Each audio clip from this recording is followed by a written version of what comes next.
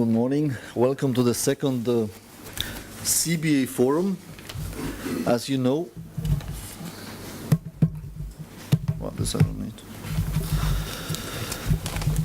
the idea was very simple for us. I mean, not simple, but just to make sure that CBA is a tool for preparing your projects as any other tool that you know very well. So our idea is for the 14-20 period, is to make sure that CBA is used throughout all projects, not only for major projects but also for smaller projects. And this was the idea why we really wanted to simplify CBA. We tried to find some compromises between the scientific perfection and pragmatic approach to this tool. And the other thing which we wanted to launch was the CBA forum to make sure that we can thank you. That we can discuss all the problems that you have with CBA when you apply it at your national level. So that sense that we have an active forum of cooperation in which we make sure that the projects are of best added value for cohesion policy 14-20.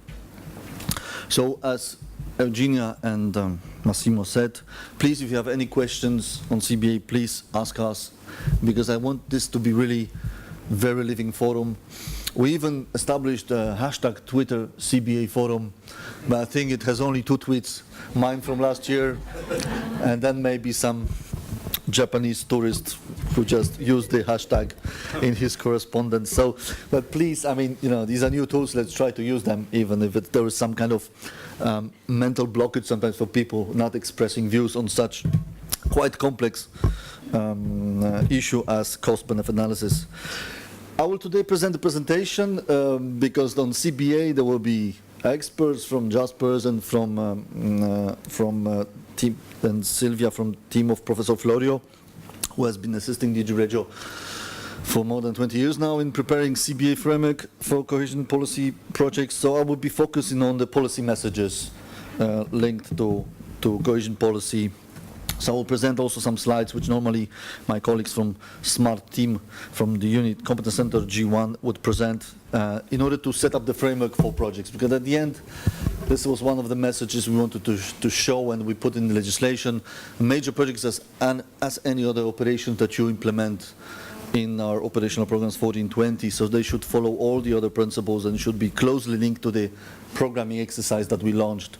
And for that reasons we did a number of changes in the major project setup, including the fact that the list is compulsory. The projects have to be included in the list of major projects, can be modified by the monitoring committee if there are some changes in the implementation, but basically the projects should be closely linked to the programming exercise and to the operational program. And therefore also the application form is much more detailed about this, the contribution to specific objectives, to the result indicators at the priority access level. So let's start with the general picture. There are also colleagues from DG RTD. Where are they? Oh, please, there's colleagues from DG RTD who, of course, so if you have any questions about that, or about complementaries with Horizon 2020, I'm sure they will be here to reply to you. So the structure of my presentation is the results from 7-13 period for research innovation, lessons learned from past cohesion policy, opportunities for research until 2020, and challenges in terms of performance and smart specialization. So key achievements of cohesion policy 2007-13. As you can see, we're trying to, and we convince you to be more result-oriented, so that all measures have some ultimate objective, and we should be able to quantify the impact of EU funds, not to see it as a budgetary transfer. So as you know, this is something which we introduced together with you, performance framework for 14-20. So we are able to see and to show results of our intervention, not only money, which is also important of course, but they are means to an end, so that we see results. And as you can see, for 7-13 period, we had over 100,000 research projects, 35,000 cooperation projects, and 41,000 new long-term research jobs created. The problem is, of course, that we are very diligent in showing results, which lead to the fact that they are not extremely impressive from the first sight, but this is because they are carefully checked at the beneficiary level and at our level, and these are really net, without deadweight effect, without any displacement effects, these are really net effects of our intervention. There are other policies which tend to be more promotional, if you like, about quoting jobs creation, etc., but our results are very carefully checked, that, and as you know, this also shows that why they are not at first time so impressive.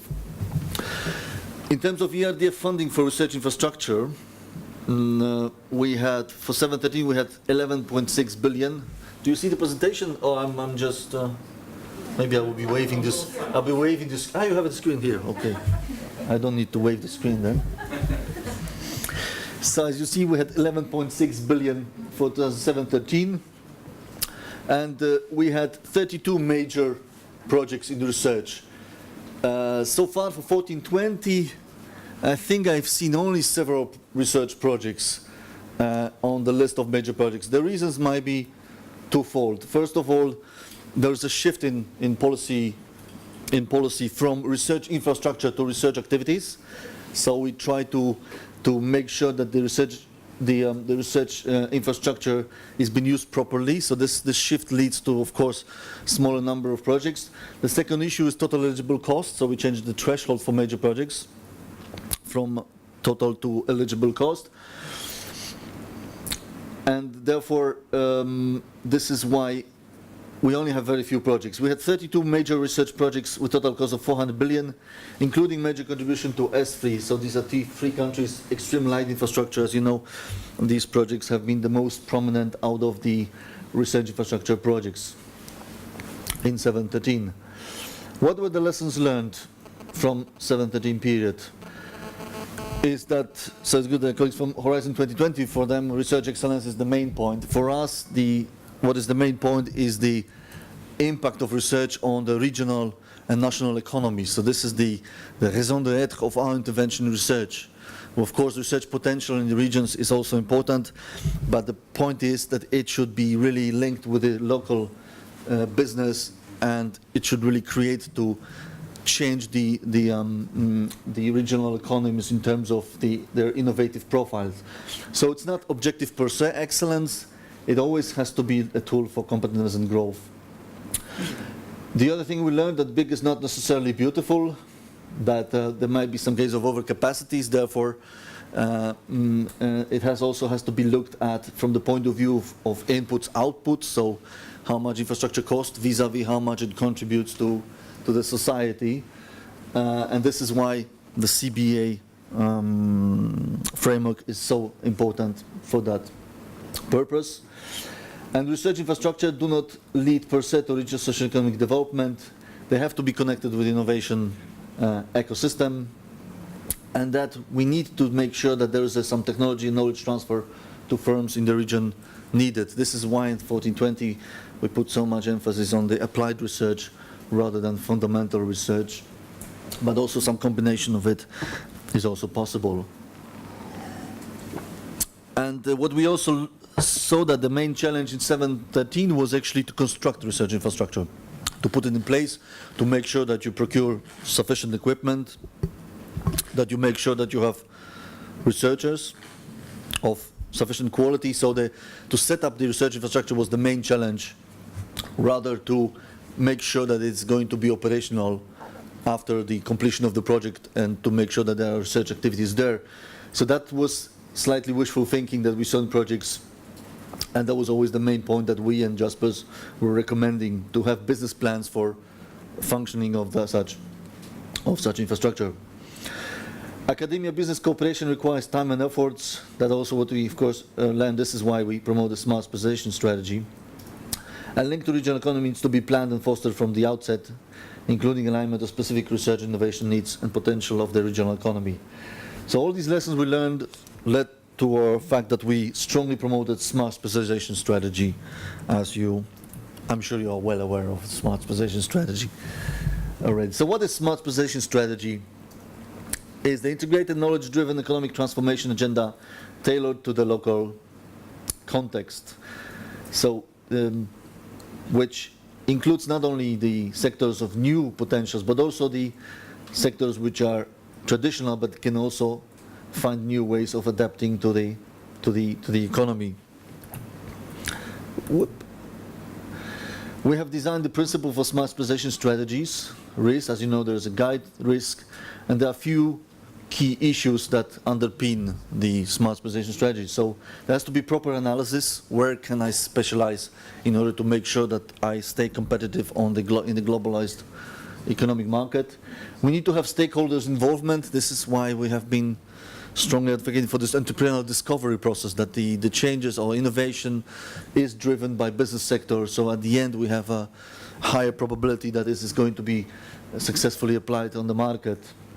You have to make choices of specialization. This is perhaps one of the most difficult areas, because making choices means that you have to exclude financing from other sectors which are not so promising.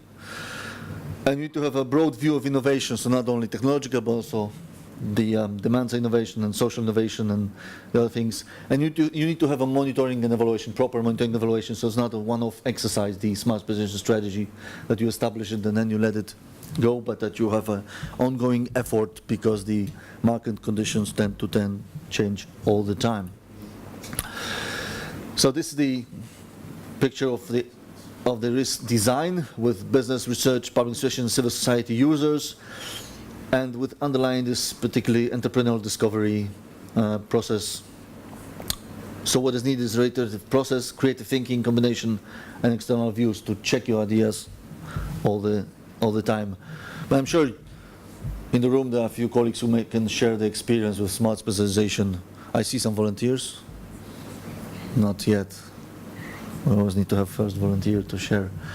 So as you know, this is smart specialization strategies are ex-ante conditionalities for thematic objective 1.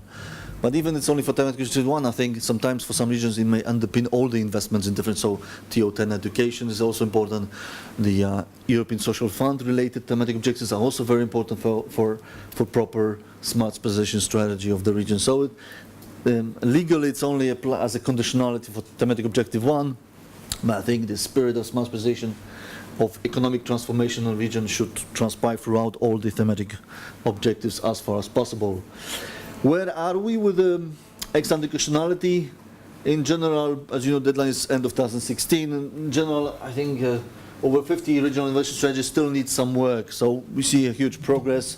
But still, there are some areas that need better development.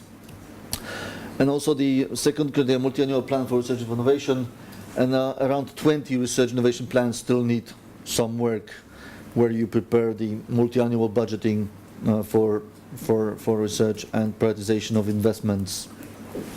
So these are the areas that we see still require some further work.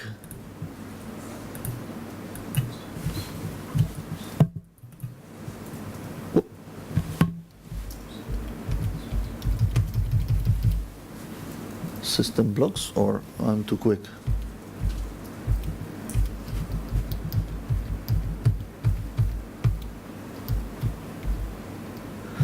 The notion of smart specialization priority, another promotional slide. You have a number of different layers of analysis, with mapping of the potential of the region, with prioritization of activity level, with vision on setting up the targets for your region or country, and then specific investments that we are going to implement. How the ideal situation should look like according to our projections. First of all, regional infrastructures are an integral part of implementation roadmaps strategies, so are not cathedrals in the deserts and large-scale budget absorbers. So the research infrastructure has to be tailored to the specific needs of the sector, of the economies in your regions. Research infrastructures are identified as entrepreneurial discovery process, so there's always business sector behind who is actually asking for this kind of services in order to improve their positions on the market. And that should be developed jointly by academia, researchers and enterprises. And regional infrastructure should also aim to become crystallization points for economic change and growth, which means they should be spreading innovation across suppliers and subcontractors, etc. So at the end, they should be like focal points of further integration of innovation into the local economic chains. And the fourth issue is the importance of regional infrastructure for international attractiveness and connectedness, including for private investors and brain gain. And the last thing is the proper monitoring of research infrastructure, of evaluation of this infrastructure. The opportunities for research infrastructure until 2020. As you know, we had a drastic shift into thematic concentration with thematic objectives 1, 2, 3, and 4 being as compulsory limits depending on the development level of the region.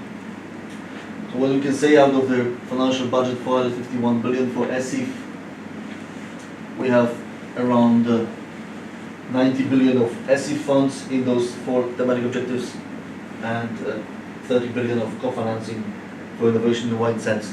Also, I think the leverage effect is largely underestimated here. I know for practical reasons member states tend to have maximum co-financing rates, but I'm sure we'll have, in the course of implementation, we might get closer to leverage effects of FC fund, which should be our benchmark, I think, in order to make sure that the ESIF funds also play a very important role in the economy. What are the innovation investments in 1420? This is based on, of course, on the information from the operational programs in categories of expenditure. So business research innovation around 60 billion euros, skills and people 14 billion, public research innovation nearly 12 billion euros, and public sectorization innovation 7.4 billion euros. Of the public research innovation investments, 5.1 billion was allocated to public research innovation activities, whereas 6.6 billion was allocated to infrastructure, with the following targets result indicators that we intend to achieve through the operational programs in this area. So, ESIF investment plans in research infrastructure vis-a-vis activities. As you can see, this slide shows the situation per country, with to what extent the member states are still focusing on infrastructure, to what extent they focus on activities, on research activities in specific centers. So I see these are still member states which invest quite heavily in infrastructure, whereas there are some member states who have already constructed infrastructure in previous program period, and they rather tend to focus on activities now in those centers. So the strategy more or less depends still on the level of research infrastructure endowment in specific countries and regions. But our message was always use the existing research infrastructure before creating new ones, because it's always tempting to create something new instead of using properly the assets that you already have in your region. This is the list of major R&D projects that we financed in 7-13 period. As you can see, so Poland was, not surprisingly, because of the budget, of course, the biggest provider of research projects, 8. But as I tell you, we have also extreme light infrastructure, which is the projects from the FC from S3, National Graphene Institute, Technology Innovation Center. So these were examples of projects approved in the last program period. Yeah, I forgot about the third choice, the third reason why we don't have so many major projects in research, because you mostly use competition calls for projects. So we still might expect some projects from competition, private research investments, which will then appear and will be consequently put in the major project list if they exceed the threshold of 50 million of eligible costs. Of course, these are only major projects. There were hundreds and thousands of smaller projects which have been implemented in 7-13 period. This is example also European explanation for ESIF investment plan in S3. We plan European installation source will be financed from Sweden, and as there are colleagues from Czech Republic, Hungary, Romania, I don't know, that we continue to finance the free extreme light infrastructure investments in Romania, Hungary, and Czech Republic, because there are some complex investments that there was slight delays on the way.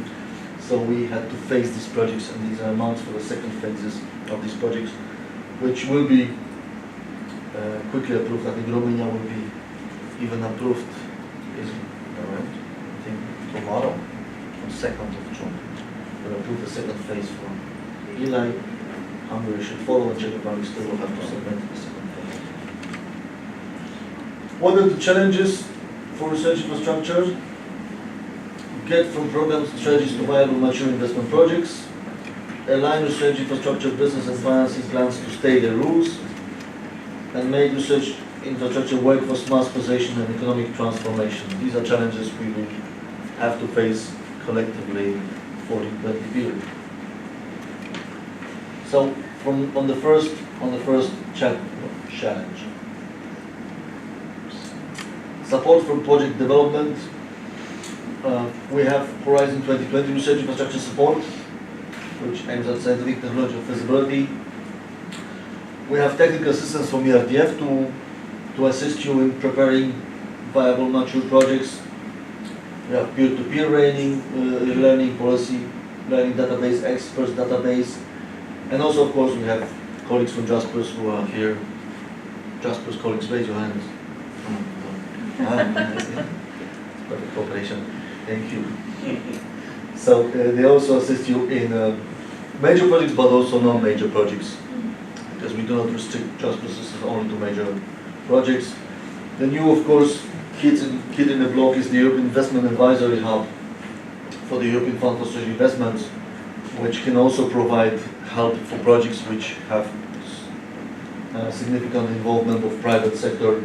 So this is also the new tool which will be made available, is made available already, with I think over 160 requests across Europe for technical assistance to prepare natural investment projects. Special rules and support for major projects. As you know, that's why we're here. There are few documents which are required for major projects in order to make sure that they offer the best added value. So I'm sure you are familiar with the application form that we created for major projects. So we require cost-benefit analysis, environmental impact, stated conformity before actually the projects are submitted to us. And of course that also applies to research infrastructure projects. We have JASPERS support to offer also through the training and guidance. So if you have any problems, we are there to help you to make sure that your research projects can quickly get off the ground. Now we go closely to the core of our, so CBA. First of all, we had quite difficulties in proposing chapter for research and development, because it is still, I think Sylvia will have developed, the scientific world is still developing the proper methodology of estimating and actually monetizing all the possible benefits of research projects to the society. So, as you might have noticed, this CBA guide covers 5 sectors, and we want to have 5 CBA forums. We had transport last year, 30th of September. We have research, and then we'll organize also broadband, energy, and environment. And this sector, this chapter is the most. It doesn't have a case study yet. That's why, but JASPERS will present first examples of how they intended to apply the new framework to the research projects. But the research projects are objectively very difficult to estimate. They are not so straightforward like water investments, where you have a rather closed market. You know the consumers, you know the framework for setting the prices. So financial analysis is not so difficult. Economic analysis as well. Research projects are objectively extremely difficult because of their impact and sometimes because of their scale. So it's very, very random that you undertake CBA analysis for research projects only on the local scale, regional scale, in most cases national or even supranational scale, which of course increases the complexity of analysis. But I think the method that we still proposed on how to estimate the cost, the benefits of patents, how to estimate the impact on SMEs, how to estimate states, the value of spin-offs, etc. I think it still can be useful, and the methods that we propose you can still use also for non-major projects. And actually, this is one of the actions that we also want to undertake, and we know that some countries are very ambitious in putting cost-benefit analysis requirements also for smaller projects. For instance, Lithuania. Is anybody from Lithuania? Okay, they are busy implementing CBA. So they also they require CBA for projects over 300,000 euros, which shows that there is no knowledge gap. It can be applied with some simplification, but it can be applied and can be used as a general actually practice of what is the quality of your project proposal. But it is true that it is not easy because the time frame of CBA is slightly different than time frame of the program. So as you know from the adopted ERDF-OP to implementation, operational program sets out program-based selection approach regarding benefits and impacts, whereas cost-benefit analysis, which is mandatory, is a project-based tool. And there are a few differences, if you like, which you can underline if you try to estimate the impact of your project. So OPs, they are rather medium term. So you know the operational programs are prepared in 2014, adopted most of them. The implementation finishes in 2023, so it's 10 years period under which you will be judged and will be judged on the results of projects in the economy. So we are, most cases, if you select projects, you are interested in few the most important indicators, result indicators that are underpinning the financial allocations of your research and development priorities. So you are interested in a number of patents, value of research undertaken, and also an input indicator, which is R&D employment. So these elements for smaller projects, you might judge the impact of the projects. Whereas for CBA, we're trying to analyze all potential benefits of the society. We propose few key ones, which sometimes are pretty similar, like number of patents. So in that case, the CBA regime of checking the results can be also useful to your operational program and to smaller investments. The time horizon is slightly different, as you know, for research and innovation, as it may include projects of different nature. We propose to have ranges of reference periods from 15 to 25 years, but it means it's a bit longer term than the OP itself. So the projects are judged under the criteria what they are delivering in 25 years. So not only 7-10 years, but 25, with all the difficulties it entailed in terms of estimating on the benefits and costs. So nature of impact, in OPs we expect tangible impacts on growth and jobs expected, also in territorial terms. So you're interested in how many jobs will be created in this particular region, not in the country or not in other localities. Whereas CBA is looking at the economy as a whole, and then the impacts are variable in terms of time and causality, and CBA is a microeconomic method, so it only looks at the impact of the first stakeholders, if you like. Therefore, it sometimes may be more rigid than these results. For instance, as you know, we use shadow wage for CBA, so therefore there's no issue of job creation in the CBA analysis, because it's supposed to be captured by the shadow wage, and you do analysis in the perfect market equilibrium. In terms of rationale, for CBA we check if the project is worth supporting by the society. Is the society better off with the project than without it? So the number of people who benefit from the project is larger than those who don't benefit. In terms of OP, what matters, this of course sometimes should be checked. So I'm sure you also use the economic rate of return or economic present value as a criterion, selection criterion. Right? So in some cases you also use that for projects, but sometimes perhaps you don't check that. But what really matters is the project better than other proposals in the program. So it's then subjective analysis, whereas in CBA it's rather objective. The project has to stand for its own. it has to just prove its worthiness. I have one slide on state aid rules applied to ERDF. Fortunately, do we have a colleague who was interested in state aid? If there are any questions? Who is dealing with state aid? Yeah. No, unfortunately it's not here, but if there are any specific questions, we can collect it and reply to them. Okay. And there was also a similar seminar organized by Regio and Digicom, where Jaspers also contributed in December and January, but we will also repeat those seminars at the local level in regional office, so we can. The state aid used to be quite a huge problem for research projects, let's put it openly, because of sometimes contradictory nature. The more you go into market, the more you have problems with state aid. So, but I hope that thanks to state aid modernization, and thanks to also that we try to seek for synergies and for improvements in the process, this is going to go smoother in this program period. I do believe. If it's not, please let us know so we can work together with Digicom colleagues. Because as I don't know if you know, first if you use Jaspers Independent Quality Review, they can contact Digicomp on your behalf, and the Digicomp has promised to clean the issues in 6 weeks, or at least give you a clear signal whether there's an issue or not. So we are determined to make it quicker, because we know that these projects, in order to bring results, they have to be implemented. So nobody's interested in delaying projects for the sake of delaying projects.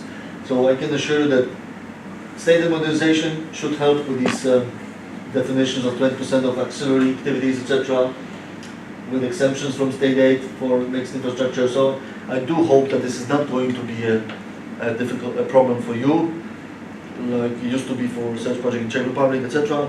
But if you have any problems, just please let us know. We'll try to follow up as quickly as possible. But generally, we expect much fewer notifications to Digicomp than in 7-13 period.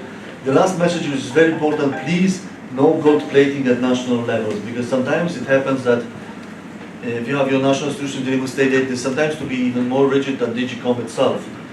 So therefore, it is useful, I think, still to come to us and to double check whether indeed this project has state aid issues or not. Because we had also some cases of gold plating on national level, and then projects was unnecessarily blocked or delayed because of state aid considerations. What make research infrastructure work for risk? What member states and regions could do? First of all, you should prioritize strategic and transformative projects through the selection criteria linked to regional smart specialization. So actually we also expect all major projects, if they appear to be in line with the smart specialization for the specific program or region. Overcome fragmentation and duplication for building critical mass. We encourage you to have more joint programming with other member states and investors, and to have common implementation roadmaps via cooperation along shared value chains. So not to treat your region as an island in the ocean, but to acknowledge that there may be competences, skills elsewhere which you could use for your project and to make it successful. And map the complementarities in the planned thematic smart specialization strategies. And we also going to help you in that exercise via our Joint Research Center in Sevilla. Question and answers. Okay, it seems I finished the presentation. So as you see, we are dedicated to really accelerate major projects, and research infrastructure is one of the priority areas for cohesion policy. So let me also do kind of promotion of our new structure. My name is Dobrak. I come from the newly created Competence Center unit in DG Regio, which is competence for major projects and closure. So it's the first time in the Regio history, Brandon can confirm, that there is a unit which deals with major projects, because that reflects also our commitment to make sure that we are more consistent, that we are quicker in appraisal, and that we can deliver these projects more quickly on the ground. And also we hope that thanks to this, our commitment, thanks to also Jaspers extended assistance, as you know, Jaspers is going to review all the major projects for cohesion policy for 2020. We expect really to have these projects quickly approved and implemented, but these projects are not being submitted. There's a bit of a problem with the member states. the submission plans that they have in the OPs are unfortunately not met. So I would be interested if you know why it is the case. I hope that perhaps they are not delayed implementation as well, because then it means we have some serious problems with delayed implementation. And as you know, this is quite important now if you have new instruments like Connect Your Facility, FC. I think cohesion policy has to now show its value also in terms of speed of implementation. I know it's for 10 years, but we should not wait for the last moment to implement projects, because these projects will bring positive effects to society. So the sooner they're implemented, the better for everybody. So thank you very much for your attention, and now we will move specifically to CBA framework for major projects. My intention was to present you the framework of activities. As I said, major projects have to be linked with the OPs. So it will be one of the issues that we are going to check quite carefully in the project appraisal. Thank you very much, and let's have a nice discussion. There were no questions for people at this stage. Maybe a small question. How do we, at the level of commission and so on, ensure that there is no duplication or fragmentation at the level of or between member states? Because you can request this from member states, but we, in the commission, how do DG Regio, how do we ensure, because we have national desks? Yeah, that was a question for coffee break. No, I'm joking. Of course, it's a very pertinent question. It's true. This is one of the I wouldn't say limitations, but one of the restrictions that we have country-based programming or region-based. So there might be some scope for overlaps. But that, as you know yourself, that is the idea why we created competence centers in DG Regio, to have a kind of matrix structure which covers different geographical units and make sure that we are more consistent than in the past in applying EU rules, but also in those elements that there are colleagues who check different regional innovation strategies for different countries to make sure that there is no excessive overlap.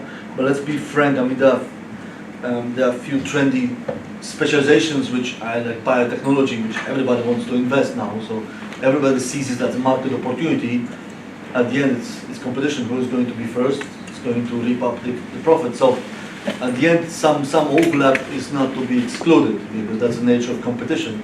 But let's try that through this, as I said, competence center Regios, and also through enhanced cooperation of the member states in exchange of practice via forums and joint research center, we'll try to minimize the risk of overlaps and risk of underutilization of funds. But I think this is also a good question for the member state, if somebody would like to pick it up, how they avoid the overlap. Yeah, at least if the smart specialization strategy is prepared the right way, it shouldn't be a problem. Because since we are not, in sense, Vital presented it a little bit like wishful thinking. Everybody would like to invest in biotechnology, but the way it is supposed to be prepared is verify whether there is already some potential for this development.